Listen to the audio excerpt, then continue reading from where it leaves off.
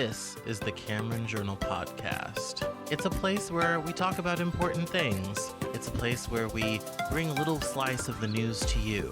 It's a place where we do important things, have important conversations. It's also things that I like to talk about. My name is Cameron Cowan, and this is the Cameron Journal Podcast.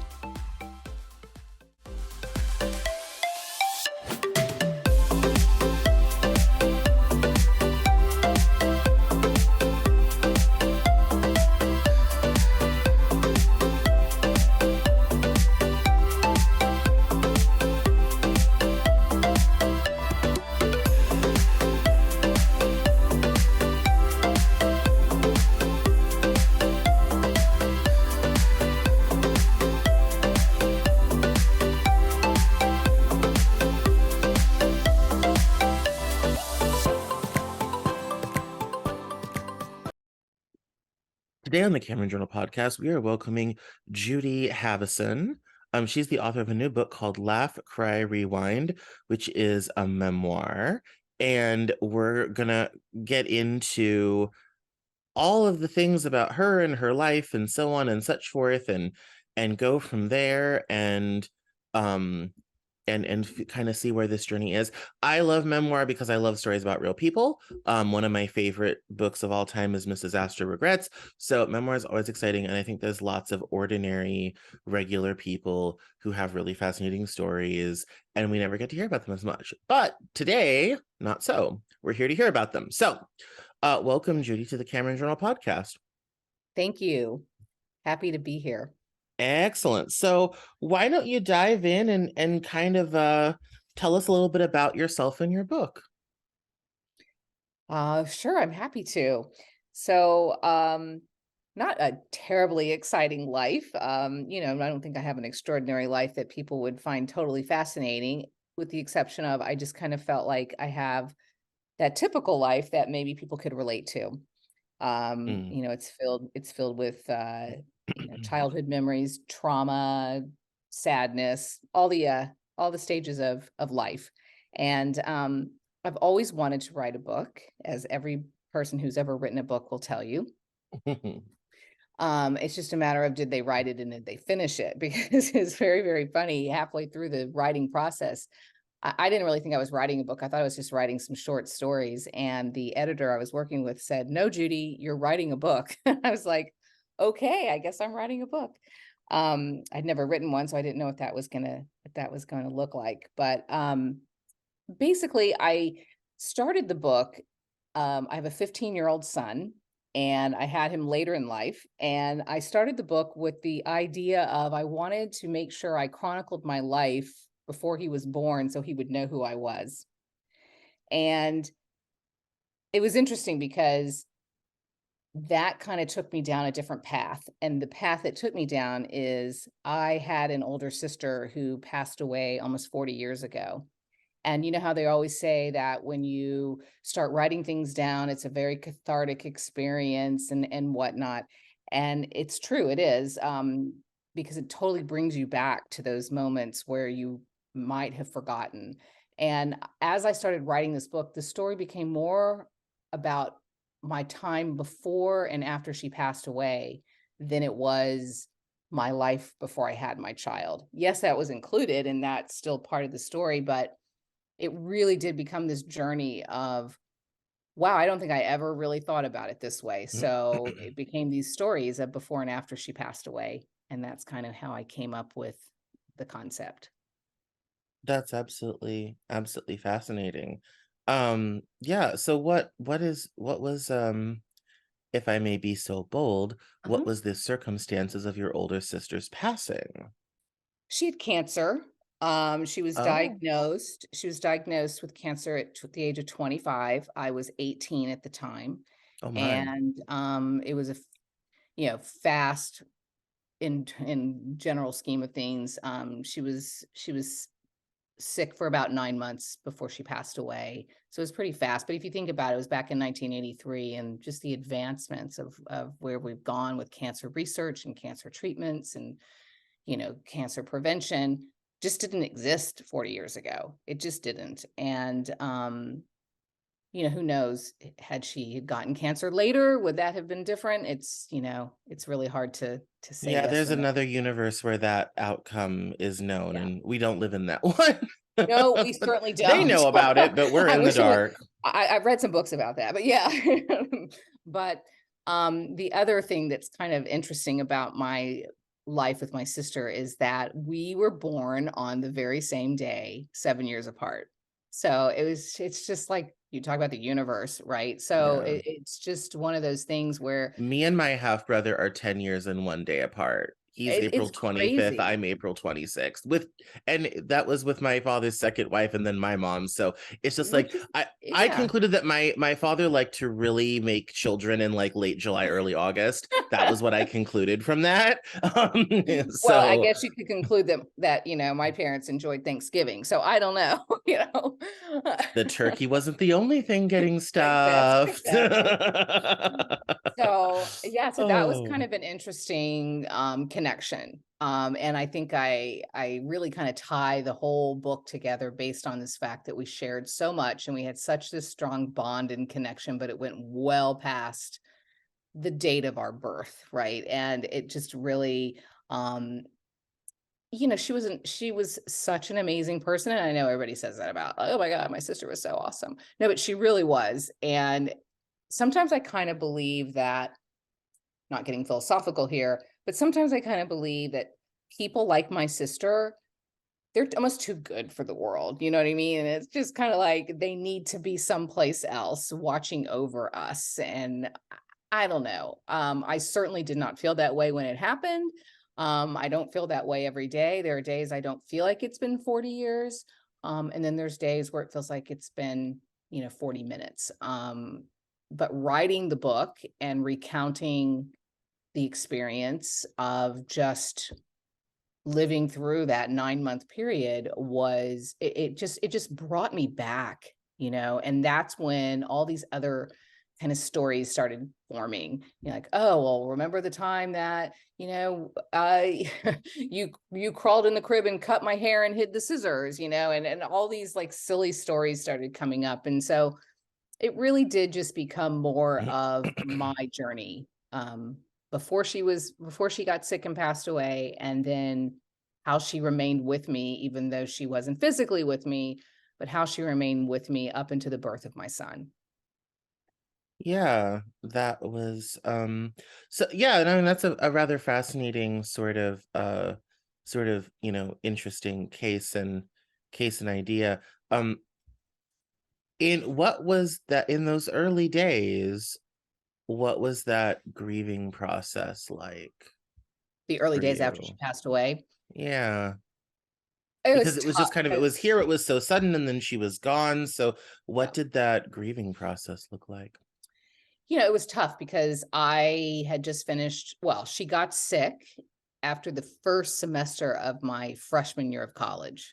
So, here I am starting this new phase of my life, going off to college, being independent, being away from your parents.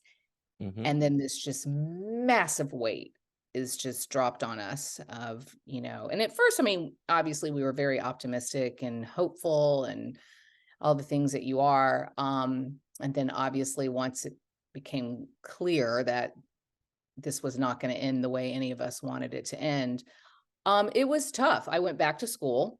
I was living in Houston, Texas. I'm from Houston, Texas. And I was going to school at a small college outside of Austin. And I decided to go back, and it was a disaster. I couldn't get anything done. I just walked around in the clouds and just I didn't flunk out, it came close. Thankfully, I had a little bit of my wits about me to hang on to something so I didn't, ruin my education opportunity. Um, but when I came home for the winter break that year, my mom and dad sat me down and they were like, "Look, we think you should come home and maybe enroll in school here." And at first I was like, "I can't do that, I'm so independent, and you're taking that away from me, everything has changed." But then I kinda, like, pulled it together and was like, "Yeah, that's probably the best thing, because I don't know what would have happened," So it was hard. You asked what the grieving process was. It was denial. I mean, it was One 100%. moment. I apologize. Oh, Someone is no at my worries. door. Please, one Oh, moment.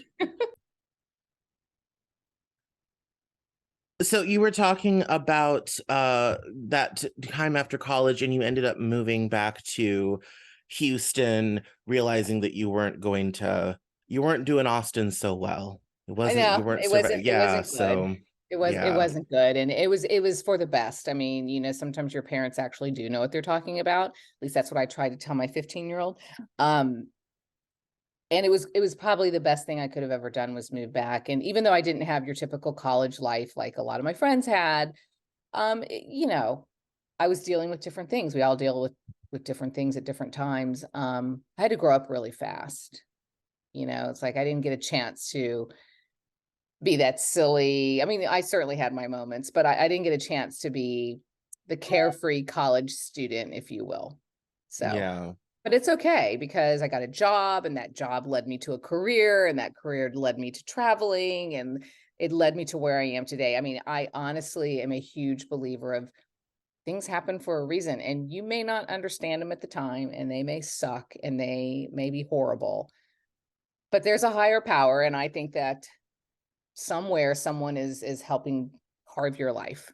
And that's kind of the idea of the book. It's, you can wallow in self-pity and you can sit there and play the victim card and you can sit there and, think that your life is the worst life and all this other kind of stuff. And you're constantly waiting for the other shoe to drop because, oh, well, if something's going good, obviously it's time for it to go bad. Or you can just say, you know what? Life happens. And it's what you Yeah. choose to do with your life. Yeah, no, I appreciate that level of zen mostly because I've never had it. Um, and I'm all not the saying it's people that 100%. I'm not saying I'm 100%. no, I've just always I know and all the people that I mean I've talked to different people, a lot of different stories on this show as the years have gone by, and I'm always impressed. Um at the level of zen that people bring to a lot of this stuff that I just simply do not possess. Like like to me it's just like with when big things like that happen, there was the before that and then there was the after that and it redefines everything. Like my whole everything. Like I'm the type of person that like something major happens, I will throw out all my clothes and buy new. Like I'm that guy where it's kind of like, Right, oh no, everything has changed and I now need to buy new furniture. Like right. that is, and I'm just amazed at people that are able to move on so quickly. I wouldn't say easily, but are really able to move on without like completely redefining their whole existence. I'm envious of you all because I'm not that person. Like Yeah, and it's it hard, just like it's like my whole, it's like you upset my apple cart and now I need a new cart. And I'm gonna go start selling broccoli now too. Like, I mean, I don't wanna give the false impression that, like, it happened overnight because it certainly did not happen overnight, and it took years of therapy and continues today. I mean, you just have to put it all into perspective eventually, right? I'm not saying right away. And the other thing that in the back of my mind is I made promises to her. I promised, I had the very good fortune, which so many people don't, is that I was able to say goodbye and say what I wanted to say to her. And I'll forever be grateful for that opportunity because I know that that is a blessing and that is not something that a lot of people get to do. Um, and in that time, I made her a lot of promises, and I promised that I would make her proud, and promised her I'd live my best life, and I promised her I would make mistakes, and I promised her that, I just wanted to make sure she knew that I would go on living. yeah. I mean that's I mean, I think that's a solace Yeah. um in something that is so difficult. And I think that's really cool. So you mentioned that you got back to Houston and you it led to a job in a career and all that type of thing. What do you do? It sounds whatever it is, it sounds fascinating.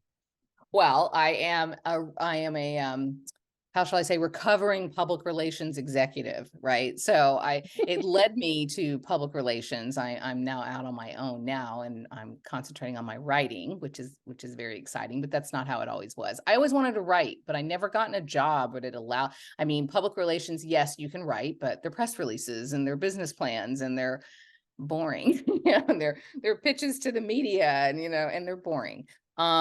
But it was fulfilling and it was great, but that's not where it started. I got an internship when I came home to Houston from, after I left Southwest Texas State University. And I got an internship at a radio station. And that internship led to basically a career. While I was still in college, I enrolled into the University of Houston. And while I was there, I was doing an internship, and that internship turned into a full-time job. And it was one of the top rock and roll radio stations in Houston at the time. 97 Rock, I'll call it out. It's no longer exists, but if you live in Houston, you know it. And I got to program the music and work with all the disc jockeys and pick the music for the radio. And then I got into promotion and marketing, and that led to me moving to Los Angeles. And I started working for a record company and was their promotion marketing manager. So I traveled all over the country promoting their artists, and that was a blast. And then I actually got fired from that job. So that was another learning experience, getting fired when you're in a state living by yourself and not having your family there to support you. So that was interesting. I had a lot of opportunities in my life where I had to grow up really fast. I just didn't have a chance to, you know, feel sorry for myself. So that was No, I cool. mean what a journey and all of Yeah. that. And I mean yeah, no, I totally no, I mean here's a silly thing. It's like sometimes that's how it goes. Yeah, People, it does. that such and such a thing happens, and So then, this was the early and night. then This something was the crazy comes out of it, and it's just always fascinating.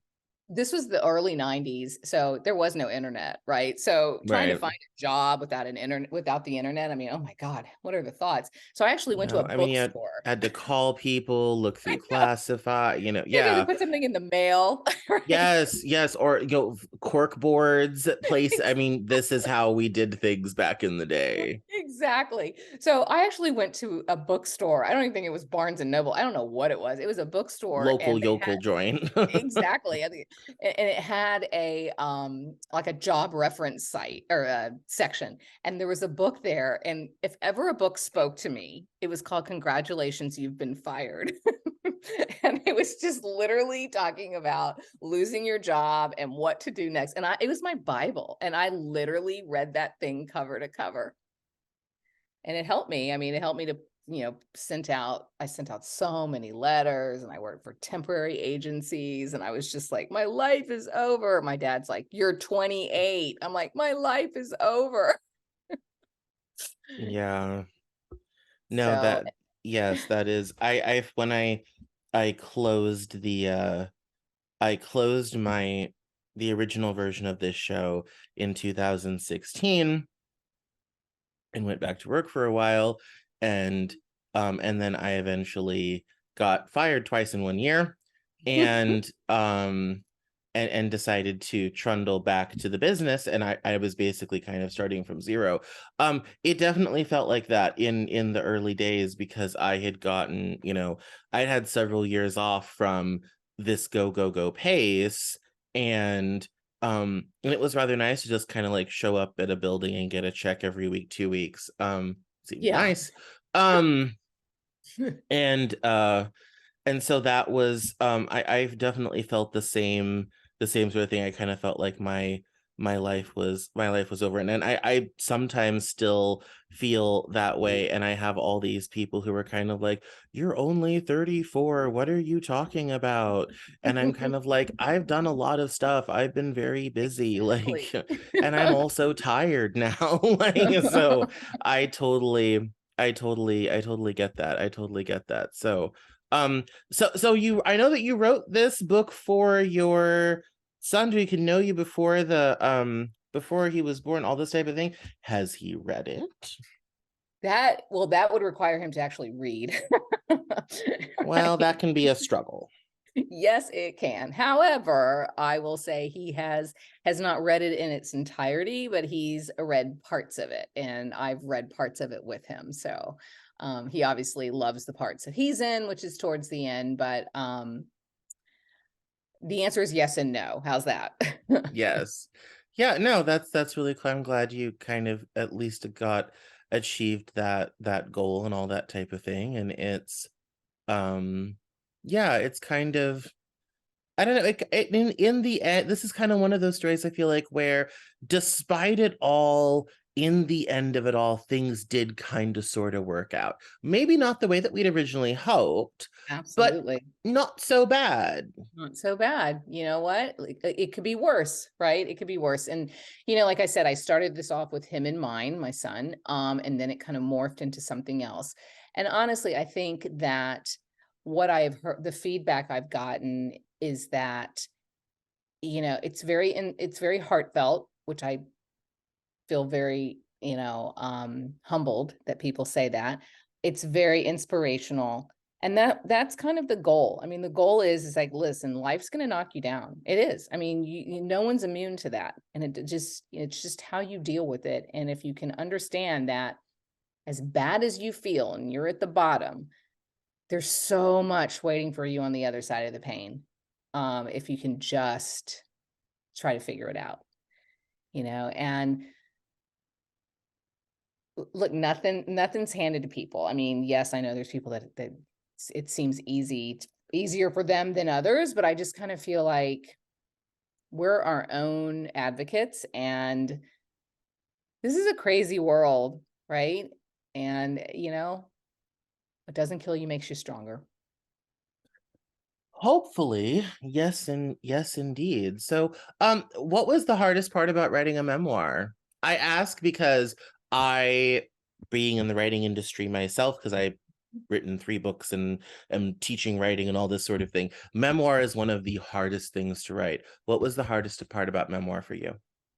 The the hardest part for me was, well, especially the early years, was Mm, remembering the dialogue, or remembering it so it didn't feel manufactured, because that whole show versus tell thing, right? I mean, yeah. you hear about that a lot in novels, but in memoir, it can be challenging. In autobiography, biography, it can be challenging because, did it really sound like that?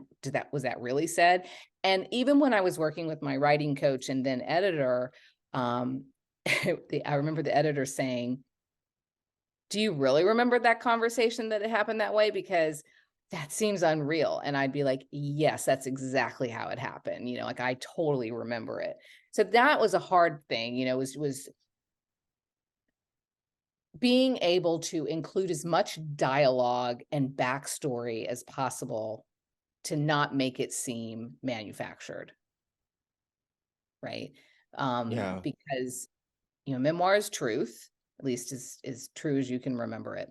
So that was one of them. The other thing was making sure that if you wrote about people and you haven't spoken to them in years and years and years and years, number one, you don't talk about them in a bad light.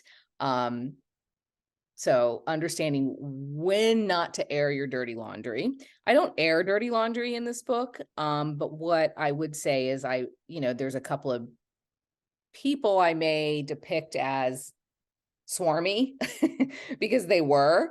In those cases, if I hadn't spoken or seen them in decades, I changed their name. Yeah. How did your family react to this? So great, so Oh, supportive, that's wonderful. That's so wonderful. amazing, so Sometimes people proud, write their memoirs and it causes a lot of family drama. I've without always question. told people, Well, yes, I've always that, told people, be like, your life is so interesting. You should write your memoir. I said, not till my mom dies. yeah, Um, like that's like I need some people to pass on before I can open up that. So that's wonderful that your family was yeah. so supportive though. So many of them reached out and was like, Why'd you stop?" I'm like, what do you mean, why'd I stop? Well, you need to keep going. I'm like, yeah, but you know, what's interesting about keeping going is that I ended it when my son was born, and that was 15 years ago. It it just wouldn't be the same. I mean, I don't know. In the heady days of 2008. Yeah, exactly. You know, it just would not, to me. Well, here's what I'll tell you. I don't remember writing the book. Okay, it flowed. You hear writers say that all the time. It just flowed out of me. And I always thought, oh, that's crap. You know, that's not true.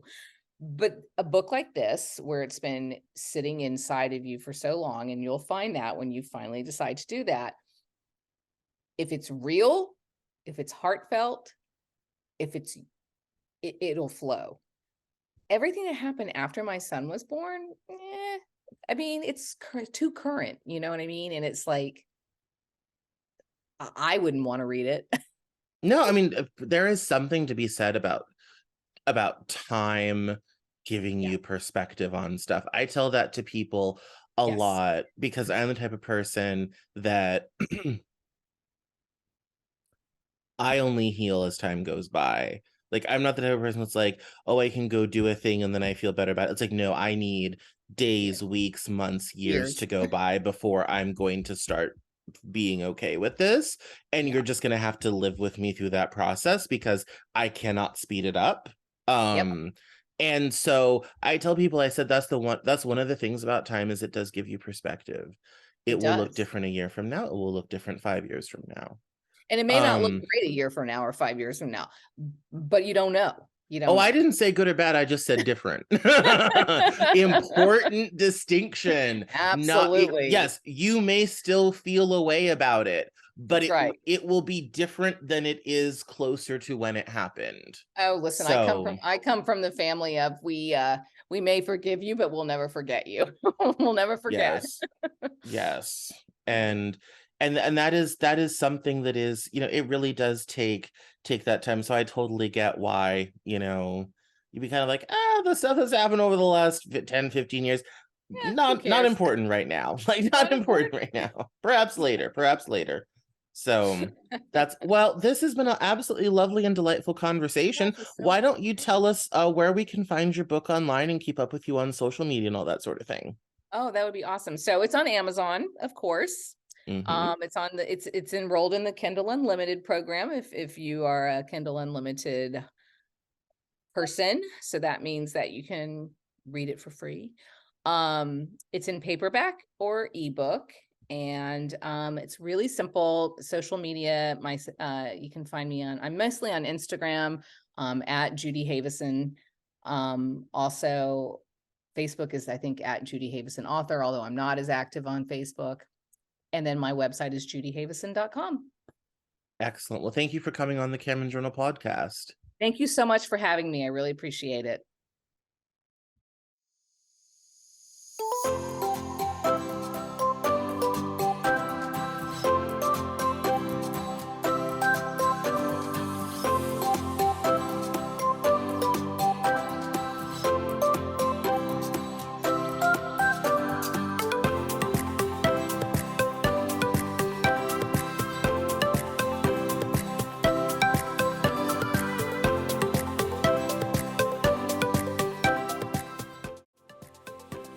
That's all for this episode of the Cameron Journal podcast.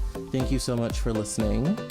Visit us online at CameronJournal.com. We're on Facebook, Twitter, and Instagram. And I love to talk to my followers and listeners, so please feel free to get us on social media at Cameron Cowan on Twitter. And we'll see you next time on the Cameron Journal podcast.